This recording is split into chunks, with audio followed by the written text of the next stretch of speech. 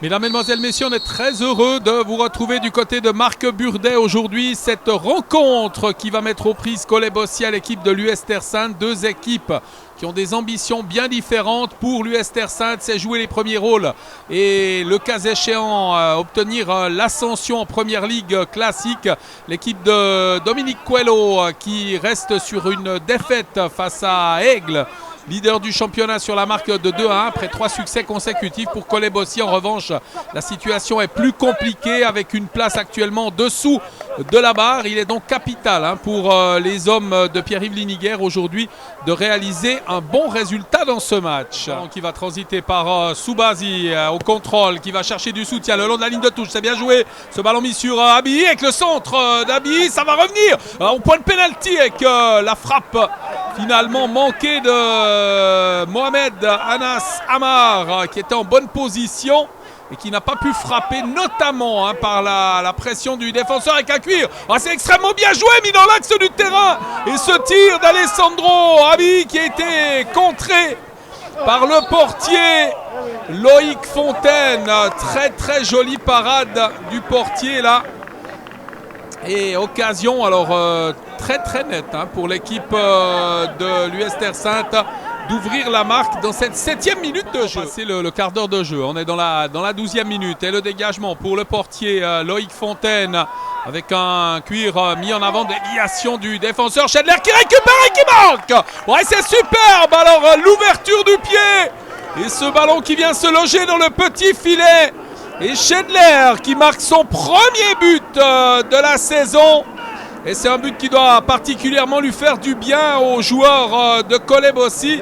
On l'a dit, l'équipe des Chevaliers là, qui connaît une période extrêmement compliquée. Le buteur qui va charger de ce coup franc. Schedler, 18e minute de jeu avec un ballon mis au 5 mètres. Ouais, la frappe de la tête, il était monté pour l'occasion, Albian Arifi, et il ne peut pas cadrer sa frappe de la tête. Alessandro Abi là, qui préfère reculer avec ce long ballon mis en avant. C'est renvoyé de la tête par les joueurs locaux avec Sawadogo qui va tenter de récupérer ce ballon dans ce duel avec Golay. Il va le récupérer. Allez, Sawadogo tout seul devant le portier qui décale. Sanchez qui marque. Ouais, c'est 2-0. Très bien vu là, de la part de Sawadogo.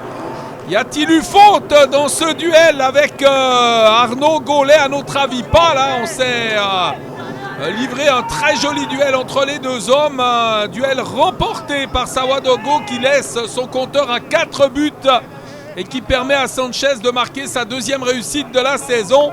Un véritable caviar là pour le joueur colaisien qui permet à son équipe à la demi-heure de jeu de mener 2-0. Sawadogo qui va contrôler cette balle et pouvoir transférer ce ballon sur le côté. Dijou au contrôle. Dijou qui pivote, conserve cette balle avec finalement une frappe qui passe largement à côté du cadre. Pas de quoi inquiéter cette fois le portier Alexandre du voisin. Absolument irréprochable, qui ne peut rien se reprocher là sur les 2 buts marqués par l'équipe colaisienne dans la première demi-heure de jeu. Il est contré finalement par Carasso. La récupération de ce ballon. Joli pressing avec ce cuir mis flanc gauche transversal à destination de Sawadogo. C'est très bien joué. Sawadogo, il a un joueur face à lui. Il est contré. Sawadogo qui va contrôler cette balle. Et cette fois, le duel est remporté par Arnaud Gaulet qui avait perdu son duel tout à l'heure dans ce face-à-face avec Sawadogo, qui avait débouché sur la 2e réussite des Colaisiens. Elle débouche cette action sur un coup de coin en faveur des Chevaliers, les joueurs du président Mehdi Derouazi qui mène au score 2-0. Mehdi Derouazi, gardien remplaçant aujourd'hui de cette rencontre en l'absence du portier titulaire et de la titularisation de Loïc Fontaine.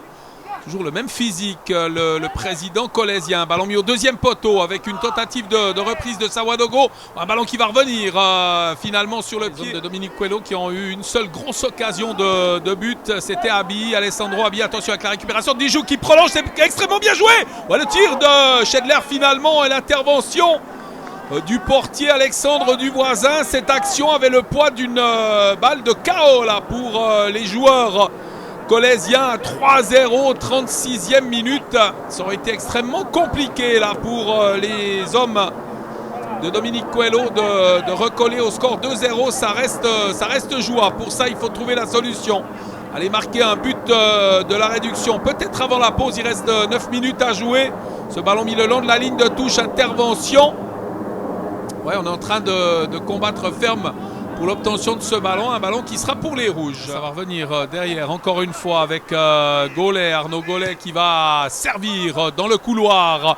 Finalement, et trouver Soubazi avec le centre de Soubazi et l'intervention très propre de Loïc Fontaine qui va pouvoir dégager son équipe. On est à 1 minute très exactement de la fin de cette première période. Du président Ali Guecoq à la remise en jeu, sans doute la dernière action de cette première mi-temps avec un centre contré, c'est celui de Julien Gaulet qui va obtenir le coup de coin en faveur de son équipe. Il y avait beaucoup de monde dans ce point de corner. Gaulet, ballon mis au premier poteau qui va passer, remettre aux 16 mètres avec un tir complètement manqué. Avec la récupération et l'intervention.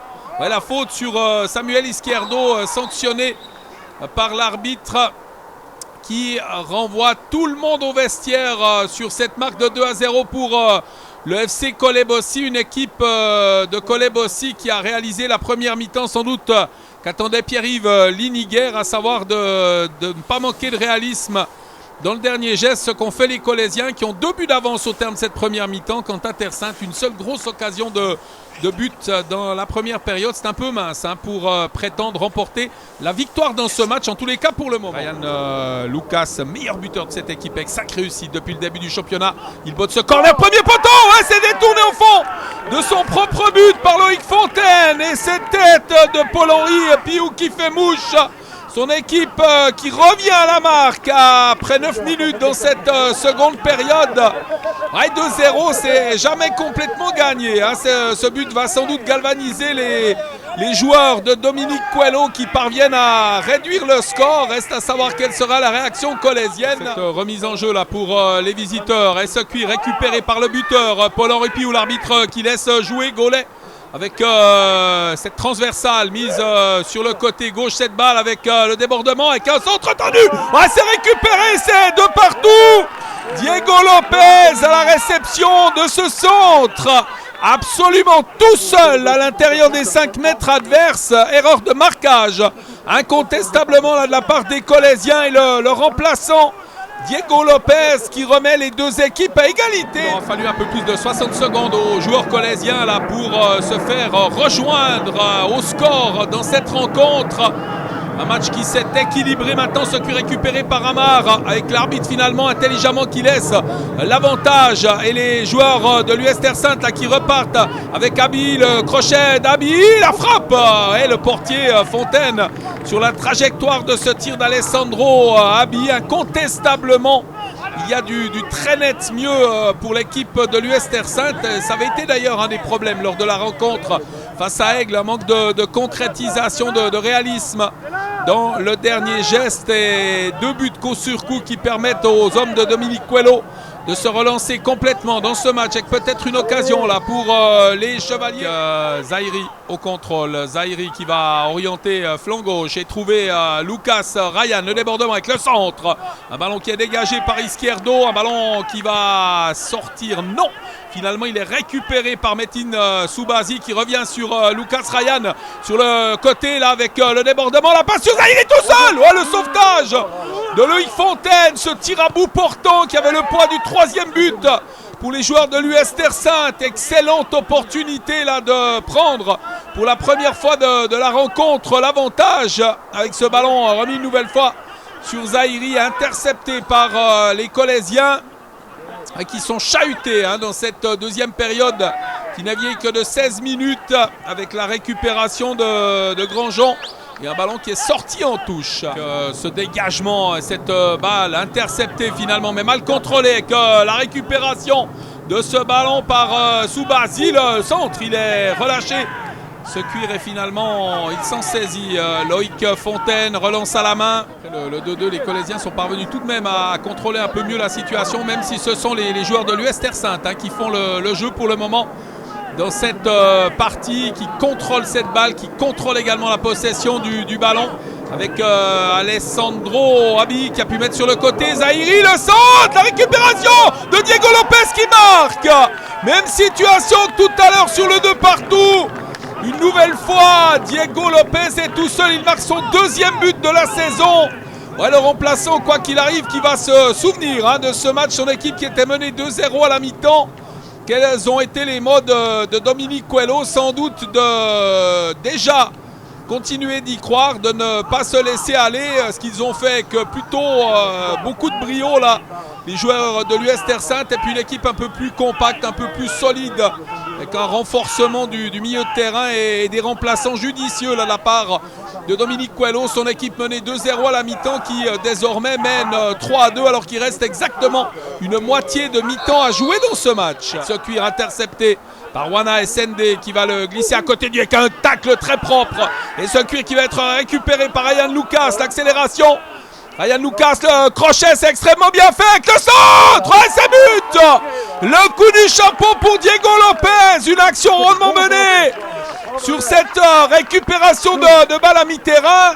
Et sur le centre de Ryan Lucas, omniprésent dans la distribution, et bien Diego Lopez fait le coup du chapeau et permet à son équipe de mener 4-2. Il aura fallu 24 minutes. 24 minutes aux hommes de Dominique Coelho pour marquer 4 réussites, un but toutes les 6 minutes.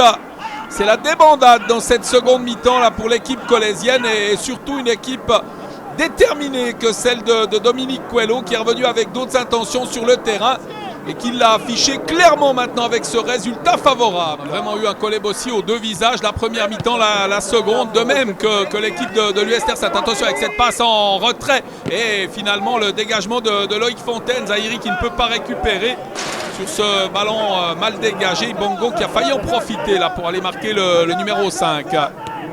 Ayete, Sawadogo, décalage, c'est bien fait là de la part de Sawadogo avec Carasso, la passe sur Ayete qui tente de remiser dans l'axe, ballon intercepté par les joueurs de Terre Sainte.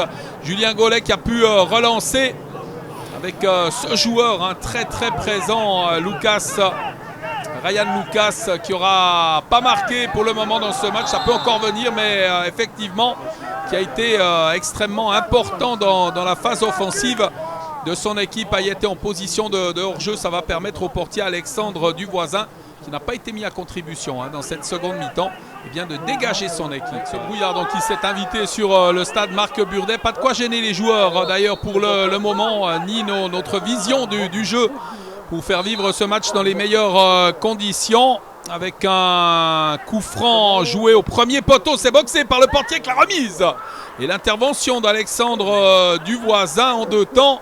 Après son intervention des points, une intervention très sûre là, de la part du portier qui relance à la main, qui serait bien inspiré de marquer à ce moment de la partie, à 8 minutes très exactement de la fin de ce match. Ballon premier poteau.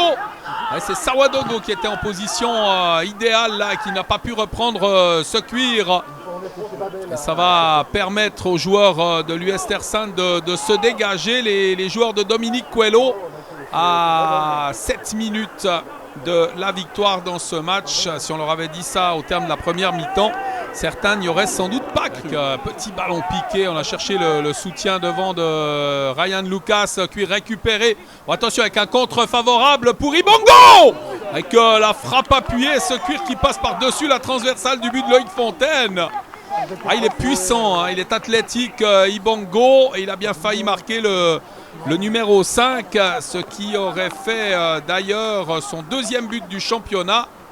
Un homme qui sourit dans la rencontre du jour, c'est Diego Lopez. 4 buts depuis le début de la saison, un seul but de Ryan Lucas. Grâce à son coup du chapeau aujourd'hui, avec Ryan Lucas justement au contrôle de ce ballon.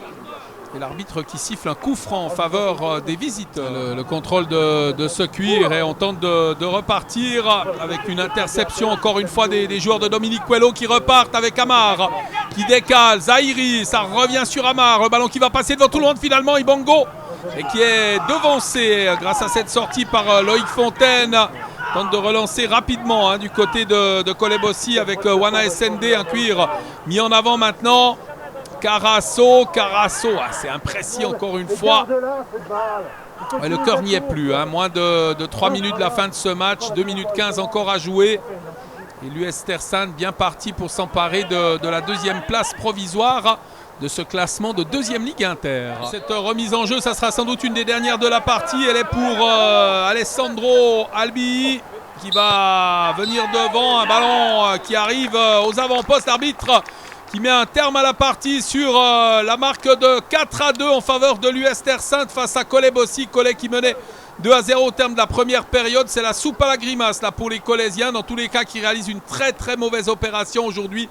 6e défaite de la saison. Quant à l'US Terre-Sainte, eh bien, c'est une deuxième place provisoire derrière règle. Un classement qui peut encore changer. Il y a encore des matchs entre samedi et dimanche. On a eu beaucoup de plaisir à suivre ce match avec vous. Avant de nous quitter, on va entendre quelques réactions sur ce succès des hommes de Dominique Coelho. On a eu 10 premières minutes, on est dans le défi physique, on n'était pas trop là, on savait qu'il fallait leur rentrer dedans.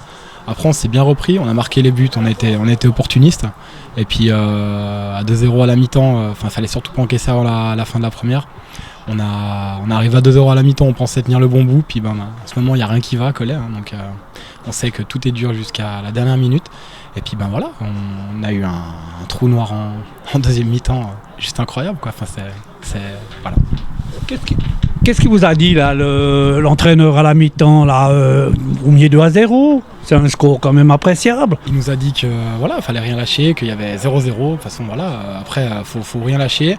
On sait qu'en ce moment on est on va dire fébrile, on n'a pas le droit de se permettre d'avoir un trou de 5 minutes, ce qui a été le cas quoi. Et puis il nous a motivés, il nous a dit que la première mi-temps était super bonne, mais que voilà, fallait rien lâcher. Et puis ce soir, on ne peut pas reprocher la volonté, qu'il y a eu par certains matchs, il y a eu moins de volonté, mais ce soir, il y avait de la volonté pour faire un résultat.